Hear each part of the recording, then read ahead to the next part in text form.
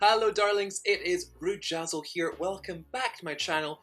Thank you for joining me. How are we all doing? Are we okay? Are we surviving? So in today's video, we are doing something a little bit different. We are taking a trip down memory lane and looking back at the Rujazzle origin stories, because I get asked all the time, Rujazzle, how did you start drag? And I feel like for most people these days, the answer is usually, I watched a certain TV show. Now, for me, that is kind of part of the reason, but I actually did drag for many years before I'd ever seen Drag Race, and you're gonna see it's pretty diabolical. Many queens or drag performers these days, I noticed that they literally arrive on the scene and they're so polished, they look incredible like that. And I will tell you, I looked like a complete dog for at least a good 2 to 3 years before I looked presentable in drag. Because back then I really had no idea what drag was, I had no reference points, I had no materials, ideas, inspirations, nothing. So we're gonna have fun diving in as I react to some old photos of me in drag. Many are very cringy, they've all got some fun stories, so just sit back and enjoy the shenanigans. So we're gonna start with my first ever time in drag. This was October 2011 and it was at a Halloween party when I was still in high school, and I think I must be 17 here, oh my goodness. And for Halloween, my friends and I had dressed as the band members of Queen. Don't quite know why, we just did it. And I was a schoolgirl. I'm wearing my mum's school tie. I'm wearing an old skirt of my sister's that I destroyed. The hair, I did buy the hair. It was from Amazon. It is the hardest of hard fronts. It is shiny, it's horrible. And actually, I still had this wig for quite a while afterwards. And I had to very sadly throw it away recently, but yeah, it was in quite a state. It had been through a lot, it seemed too much, it needed to die. So yeah, my first time in drag, I think I had one of my female friends from school do my makeup, and there's not a lot of it, is there? Great. Moving on, now I've included this one because I feel, although it's not full-on drag, I guess you could argue it is, it's part of my gender exploration journey. This was my 18th birthday in February 2012, and I dressed as Boy George for like an 80s theme. I love a theme. I think I'd just come out recently at school, and I thought, right, if I'm gonna be the gay kid, I'm gonna be the gayest gay kid, because if you're gonna call me a faggot, I'll be the faggiest faggot.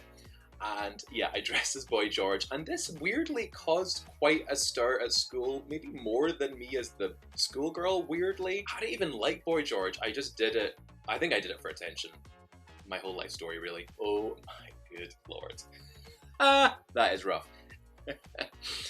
This was, I'd moved to St Andrews where I was at uni, and St Andrews, if you don't know guys, it's a very small town. It's not very exciting, it's not very lively, not a lot going on there, and there's no nightlife. So when the fun you have in St Andrews is a house party, and I had like the most weird, bizarre group of queer friends who really made me who I am today. And this was for a 1920s party. I'd borrowed, I think, the entire outfit from friends. I hadn't bought anything, and the hair was my own, natural. An interesting choice, I guess. It's kind of flapper. I think that was my first time wearing heels, and I remember I really struggled. Not anymore.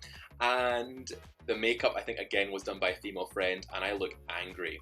Okay, wow. Now this picture has been face-tuned about 37 times. I think it has been filtered and then sent to the depths of hell, filtered again, filtered by Satan, sent back to Earth, and face-tuned another 4 times. It is quite something.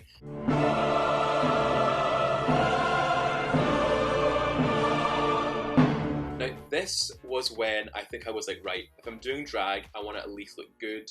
So I watched my first makeup tutorial, and it was Manila Luzon's from Drag Race, her makeup video, one of the very few videos that existed at that time. There was Manila, there was Miss Fame, and there was like a couple of Southern pageant queens, and that was it. So I followed her tutorial, and you know what, I look cute here, but who knows how I actually look, because this has been face-tuned to death. I look happy. At least I look happy. Next up, this is also diabolical, and I look rough. The wig is shiny. I was in the glamorous McDonald's in Edinburgh after a night out. This looks like summer 2013. I was just like going out in drag and kind of feeling my fantasy and just like learning how to be in public and not be embarrassed and be confident, all those things. She's come very far, guys. She's come far. Oh dear, the choices here, the real choices. So this is the beginning of the Jazzle Sisters era. So if you don't know, guys, I started drag as part of like a double act sisterhood thing. I was Rujazzle and I also had Benjazzle, my drag sister. We were kind of all in the same friend group, and my friends, especially my friend Kate, named us the Jazzle Sisters, and she gave us our drag names, Rujazzle and Benjazzle, after our boy names. So my drag name, I actually didn't choose myself. It was given to me by my friend Kate, who's a legend, and Kate actually like was a big, always like pushing me with my drag. She like choreographed my first few numbers, just giving me ideas. She was a very big inspiration for me. We kind of became notorious around the town for just being the St. Andrews drag queens. We would get booked for events. I think here we are appearing at like a launch party for the radio. Of course, we had our own radio show in St. Andrews. It was shenanigans. The brows are harsh. Everything is very harsh. I look like a complete man, but you know what? I still do, so it's fine. Now this again is the Jazzle Sisters era. We are in the quads in St. Andrews at night time, and let me tell you that life is so dull in St. Andrews. We would sometimes get in drag. I would go to Benji's house, get in drag. We would walk down Marco Street, go to Tesco, get some booze, go back to her flat and get drunk. That was it. That was our Friday night. I think we always tried to kind of theme our looks. In that first one there, we were going for like slutty cave women. It's always like slutty something. And I think here we were doing like women taking her cat for a walk. I don't know. We were smoking lots of weird things back then. Who knows? Wow. Okay. So this is Halloween 2013, and I was dressed as the Halloween costume of 2013, which of course was Miley Cyrus with her short hair twerking at the VMAs. And I had my hair dyed blonde at that time, so we do have an era of no wig looks. It was a bad choice, Rujazzle. I don't know what I was thinking. I guess it reads as Miley. I can see that. The makeup is getting there. It's not good, but it's getting there. Now, this is another Jazzle Sisters moment. We're giving full animal print, and this is a funny story. So we were booked to host a McDonald's party in St. Andrews, which sounds very glamorous, because in St. Andrews there is no McDonald's, and these rich students in St. Andrews, many rich students there, they must have driven to Dundee, where the nearest McDonald's is, and then driven back to St. Andrews with hundreds of McDonald's orders in the car, and then held a McDonald's party that we then hosted in drag. And Benjazzle is posing with a fish fillet. What can I say? Tories, what are they like? They have too much money. Now, this next one, this is a moment, because this was my first performance in drag ever! 3 full years of me doing drag without performing. 3 years. It was at Drag Walk in St. Andrews, a show that I kind of ran back then, and it was we performed Amazing, that song that all the drag queens love, Amazing by High Fashion, and me and Benjazzle were going for kind of like Victoria's Secret Angels look. We had these wings, and I had this mannequin leg. We were feeling our fancy. It was a moment. So this was the mug that I painted when I was in a production of The Vagina Monologues, yes, you heard it, in St. Andrews. And the director said to me, can you do like a very heavy drag mug so it's clear to the audience that you are a drag queen? So I think I was inspired by Milk here, because this is now April 2014, season 6 of Drag Race. So I was very much doing that big milk lip and that big eye. Look how far I came between those two pictures. Wow, this is literally 1 month later, in May 2014. And this was my first ever kind of big night out in drag in Glasgow.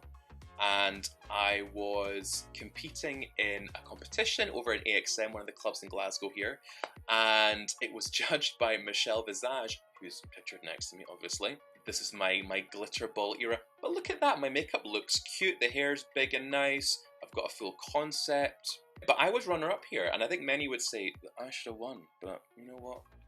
It's all in the past now, guys, it's all in the past. Next, okay, so this is my first ever time opening for a Ru Girl. My trajectory was crazy. Opening for Rujazzle, that was in June 2014. I opened for Milk and Tammy Brown, and I was given, this is real girl shenanigans. This is very much trying to look real femme. And I've got a One Direction t-shirt on that I butchered. Back then, because there weren't many queens in Glasgow, and a lot of them looked bad, Oktoberfest, I was like, I'm gonna be the prettiest, I'm gonna be the blonde bitch. And they all hated me. They were right to hate me. This was Halloween 2014. And I think that Halloween, especially for me, is always a time that I would experiment and try new things. And I think for a lot of queens is that case, because it's a time where you can do things that you might not normally do at any other point in the year. And for me, I think every single year I always grow so much in my artistry at Halloween time. And this year, 2014, was my first time doing an arty look. I did that Magritte apple. And I did like a kind of Keith Haring zombie thing. That was my first time ever doing like an arty based look, and look where I am now, dressing like a middle-aged art teacher. So here we go. Okay, now this one is a fun one because this was my look for the UK Ambassador competition that I was a finalist for in May 2015. Of course, if you don't know, guys, that was the kind of precursor to Drag Race that the Vivienne won. And myself and my drag sister Perry Sizine from Glasgow, we were the only two Scottish queens of the top 20, and we all went into London and competed. Of course, we were out in the first round. But then again, 2015, I'd only been performing for a year, like a year and a bit. So I was very much a new queen. I'd been doing drag, let's say, for quite a while by that point, but I was still a very new queen. A lot of the queens who were in that, like, I guess the Vivienne had been doing drag for years, so I was a baby. This look, I was kind of going for like Vivienne Westwood Highland Hunting Lodge kind of vibes, but it could be done better these days. But you know what, for an early attempt, it was cute, it was cute. Okay, we're almost the end, guys, and these final few shots are from my time in New York. I was living in New York for the summer of 2015, and I think that era kind of marked the end of me as a baby queen. I feel like when I came back, I think I'd learned so much, mostly like as a person. I think I grew a lot personally then, and becoming more confident and self-sufficient. But I also I developed my drag as well, and I kind of got more ideas, more inspirations. And people always say that I did kind of come back from New York quite a different queen, which we'll see. So here, I'm at a Suzanne Barsh party. I'm here with Aquaria and Jordan Stavecki, and I look skinny as hell, bitch, and I'm doing a kind of Lady Liberty moment here. I look cute. Aquaria looks amazing. I remember looking at her makeup and being like, you're the most stunning person I've ever seen in my entire life. And yeah, I would go out to these parties. I would go to this one called On Top every Tuesday when I was in New York, and it was a big kind of club kid party, and I just loved seeing all the looks, all the kind of raw artistry of it all. Like, you would literally have people showing up in a bed sheet with paint splatters, and you can see how that would inspire me a lot. Now, next up, this one here is me with a few legends. We have Ragamuffin, Thorgy Thor, and Ruby Roo. And I did Thorgy's show in Brooklyn at This and That, which closed down now, sadly. And the Sweetest Queens, although I remember, if you can see here, I am literally wearing the same fabric in my dress as Ruby Roo. And I remember she was giving me the biggest evils. But it was a complete coincidence, and actually I think she looks amazing, much better than me. Her outfit is hemmed, mine is not. Oh, now finally, this is a funny one, because I'm here again at the Club Kid event On Top with Amanda Lepore, the legend herself. And by this point, I think this is maybe my last week in New York in late August, and I had completely run out of makeup. I had no foundation left. I was so poor. I remember being in my flat in Brooklyn, and I had a bowl of hummus and spinach. That's all I ate for like a week. That's why I was so thin back then. And I remember I wanted to go out, and I wanted to go out in drag, so I had PVA glue and crepe paper, and I just stuck it to my face and then made this kind of like sunburnt housewife thing. And it kind of was a gag, and actually I got a lot of compliments for it because the club kids loved it. I remember Amanda was like, "You look amazing." Now finally, this is the last image I have in my early days Rujazzle slideshow.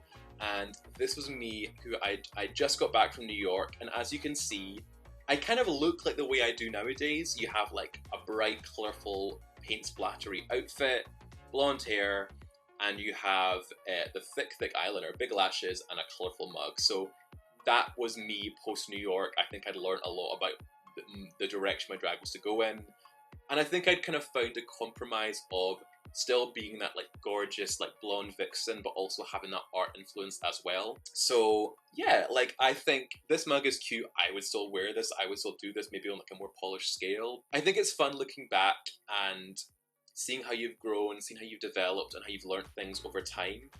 Because after all, like I'm not jealous of the queens or drag performers who walk out and look amazing straight away, because I think it's good to like have that growth and show your journey. So yeah, the message is be proud of your past, you've learned things, you've grown, and look forward to the future. That's the message today. So guys, thank you all for watching. Hope you had fun, hope you laughed at these cringy and dumb photos of mine from my past. And yeah, make sure you subscribe to my channel, and I will see you guys next time. I'm going to try and do one video per week on my channel. Let me know in the comments if you've got any requests. Would you like more tutorials, more like story times like this? Let me know, guys, and I'll get working on it. So, hope you're all well. Take care of yourself. I love you guys so much. Thank you for watching, and we'll see you all next time. Mwah.